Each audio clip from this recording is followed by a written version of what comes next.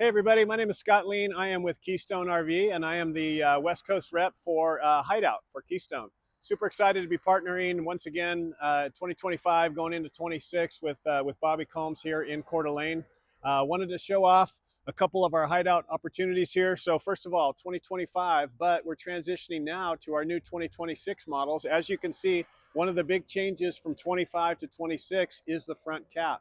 So we've had the black front cap here in 2025, and we're transitioning in 26 to a smooth metal with a different design with our new Keystone logo on the very front that you're going to see on all Keystone products. As far as the interiors, we've tweaked the interiors for 2026. We've lightened some things up to put some tans. We've been pretty gray with our interiors in 2025, which really popped very nicely. Would encourage you to come on down and visit all our friends here at Bobby Combs. We've got some great product here. Lots of 25s to still show you and some new 26s that are starting to work into the inventory.